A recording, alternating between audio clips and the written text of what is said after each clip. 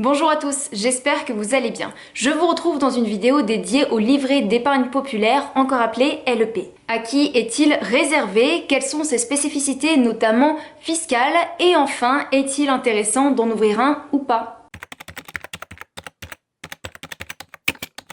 Le LEP est un produit d'épargne réglementé que vous pouvez ouvrir dans n'importe quelle banque habilitée. Pour cela, il vous faudra remplir plusieurs conditions. Tout d'abord, avoir plus de 18 ans et être fiscalement domicilié en France. À savoir que vous pouvez en ouvrir un par personne et maximum 2 par foyer fiscal. Vous ne pourrez pas en revanche en ouvrir un pour votre enfant. Et enfin, votre revenu fiscal de référence ne devra pas dépasser certains plafonds. Plafonds qui sont déterminés d'une part par votre quotient familial et d'autre part par votre adresse de résidence fiscale, puisqu'en effet, on va faire une distinction entre la France métropolitaine et les Outre-mer. Vous pourrez trouver tous les montants de ces plafonds mis à jour sur le site du service public, donc je vous les affiche maintenant pour début 2023, mais faites attention, si jamais vous regardez cette vidéo bien après sa publication, il se peut que ces plafonds aient été modifiés.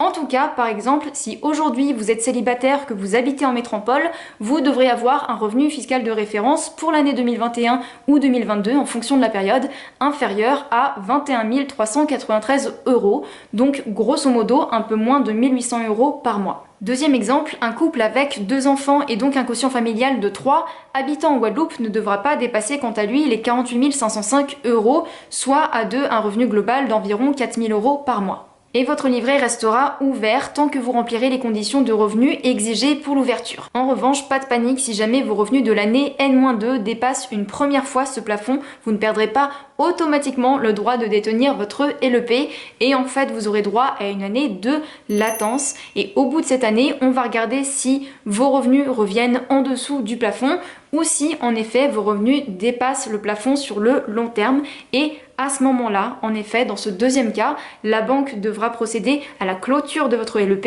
et elle devra reverser l'argent qui était dessus sur un compte courant ou sur un autre livret. Enfin, si jamais vous souhaitez changer de banque, sachez que votre LEP est transférable d'une banque à une autre. La seule condition pour ça, c'est que votre nouvelle banque soit en effet habilitée à commercialiser ce type de produit, mais sinon, il n'y a aucun souci.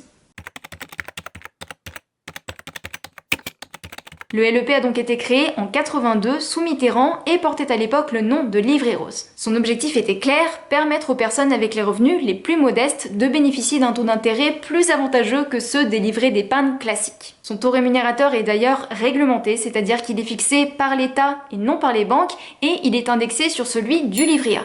Tout comme ce dernier, il est donc révisé 2 fois par an, au 1er février et au 1er août. Et la méthode de calcul du taux du LEP est simple. On prend le chiffre le plus élevé entre, d'une part, le taux du livret A majoré de 0,5% et d'autre part, l'inflation moyenne observée sur les 6 derniers mois au moment de la révision de ce taux. Par exemple, au moment où je tourne cette vidéo, la dernière mise à jour, elle date du 1er février 2023. À cette date, le livret A a été fixé à 3%, donc en théorie, on serait passé à 3,5% pour le LEP si on avait pris cette option, sauf que dans le même temps, sur les 6 derniers mois, on a connu une inflation qui a été très intense et par conséquent, c'est le taux de 6,1% qui a été retenu pour le LEP contre 4,6% précédemment. Pour terminer, les dépôts vers votre livret d'épargne populaire sont plafonnés à un maximum de 7 700 €. Vous ne pourrez pas verser d'argent dessus au-delà de cette limite. Et si jamais le taux rémunérateur n'évolue pas dans l'année qui vient, cela signifie qu'un LEP rempli vous rapportera 6,1% de 7 700 €,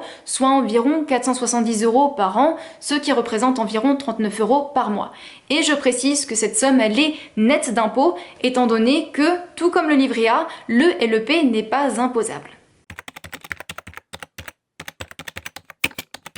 Lorsqu'on veut économiser son argent sans prendre de risques, il faut dire que le premier réflexe des Français, c'est d'ouvrir un livret A, étant donné que forcément cela reste le livret d'épargne le plus connu en France. En revanche, on l'a vu avec les règles de calcul précédentes, le taux rémunérateur du LEP sera toujours mathématiquement supérieur à celui du livret A. Par conséquent, si vous êtes éligible, vous avez donc tout intérêt à ouvrir un LEP pour placer vos économies dessus en priorité. Et j'ajouterai que cela est d'autant plus important en ce moment même, étant donné que si vous placez votre argent sur un LEP, il vous rapportera 2 fois plus que s'il était placé sur un livret A. Donc, bien évidemment, l'inflation va évoluer, les taux rémunérateurs vont être amenés également à évoluer, on ne sera pas toujours sur un facteur x2, mais tout de même, c'est toujours ça de gagner. Une chose que je voulais ajouter pour nuancer mon propos, c'est que le LEP n'est en revanche pas un placement miracle. C'est vraiment une solution qui a été créée pour préserver le pouvoir d'achat des revenus les plus modestes face à l'inflation. Il ne faut pas se faire d'illusions, le type de personne auquel il est destiné est rarement celui qui peut se permettre de faire des économies. Son bénéfice ne restera donc que très limité. Ce qui est certain, pour moi en tout cas, c'est que aujourd'hui, si vous avez des revenus qui sont faibles et que vous avez une rentrée d'argent ponctuelle importante via par exemple un héritage, la vente d'un véhicule ou encore une prime, pourquoi pas, avec une inflation qui est à plus de 6%, vous avez tout intérêt à placer votre argent sur votre LEP qui, je vous le rappelle, a un revenu qui est garanti, net d'impôts, sans risque, plutôt que de chercher à trouver des placements financiers notamment qui vont peut-être avoir un rendement qui sera comparable, mais qui pour le coup sera imposé, donc ça c'est à prendre en compte, et surtout qui présentera des risques, et notamment le risque de perte en capital. Je pense par exemple au cas du crowdlending que j'ai évoqué dans cette vidéo, où je vous ai fait un peu le bilan 2022 de mes investissements, de mon argent, comment tout ça avait évolué, et je vous ai dit notamment dans cette vidéo que j'avais décidé de mettre en pause mon investissement en crowdlending, étant donné que je trouvais que ce n'était plus assez rémunérateur compte tenu de l'inflation et des risques de perte en capital, encore une fois, de retard, de défaut, etc. Et du coup, je trouve que cela devrait être d'autant plus vrai pour quelqu'un qui a moins moyens que moi, mais qui pour le coup peut avoir accès à des livrets tels que le LEP. En fait, vous devez réfléchir à la gestion de votre argent comme une balance. Quand on est en période de forte inflation et que l'épargne elle est correctement rémunérée, ça sert à rien de prendre des risques avec son argent, il vaut mieux épargner, garder du cash. En revanche, le jour où on retombe à des niveaux d'inflation normaux, donc aux alentours des 1 à 2%, mais que par conséquent les livrets d'épargne retombent à des taux qui sont assez bas également, à ce moment-là, ça vaut le coup de commencer à réfléchir à investir son argent sur des placements qui sont peut-être un peu plus dynamiques, le tout bien évidemment toujours en fonction de sa situation. Et sur ce, vous en savez maintenant plus sur le livret d'épargne populaire et pourquoi il est très intéressant d'en ouvrir un si vous êtes éligible pour protéger votre pouvoir d'achat. J'espère que cette vidéo vous a plu, si c'est le cas, n'oubliez pas de la soutenir et si jamais vous êtes intéressé par des sujets liés aux finances personnelles et à l'investissement, eh bien vous êtes au bon endroit et n'oubliez pas de vous abonner. Je vous fais de gros bisous et je vous dis à très bientôt pour une prochaine vidéo.